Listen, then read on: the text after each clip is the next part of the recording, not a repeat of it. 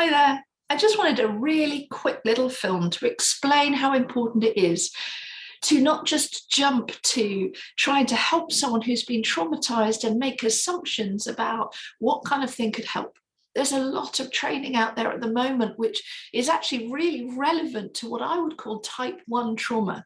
Now, we're not putting a hierarchy of whose trauma is worse than someone else's. It's not a hierarchy, but it is important to assess the trauma, to find out what kind of treatment or what kind of recovery plan will fulfill recovery and what will actually be potentially harmful. Just like if you go to a doctor and you say you've got an ache, they want to know where is the ache, how long have you had the ache, and associated aches with the ache. That kind of assessment is critical. Otherwise, they're just going to give paracetamol to everybody. It's the same with trauma. A lot of the things that are being taught at the moment on mental health courses, on simple trauma-informed courses, are all things that can be counterproductive and actually potentially harmful for somebody who's experienced multiple trauma, where your biology changes, your neurobiology changes, your nervous system changes, you have different reactions, and you need a different treatment plan to somebody that's experienced single incident trauma.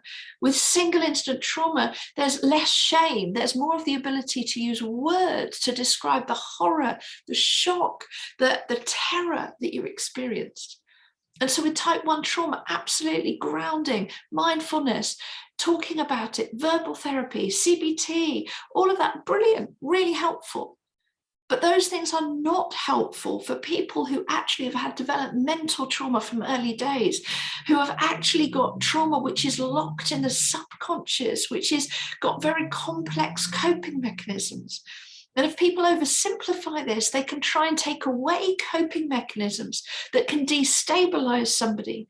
And that's why, just like in the medical field, we have first aiders, doctors, and nurses and consultants.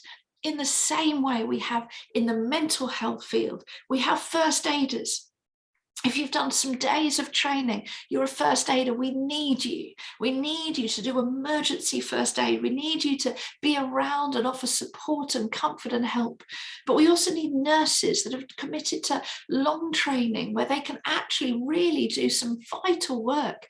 My goodness, don't we need nurses? And we need nurses in the mental health field as well.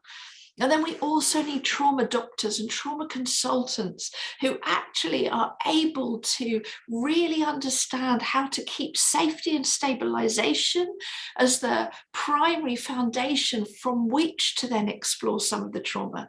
And a trauma therapist or a psychotherapist understands that actually mindfulness, grounding, all of that kind of stuff, CBT, meditation, sensory stuff, is all actually potentially harmful for somebody who has got a complex trauma history, which is why safe practice always begins at the point of assessment.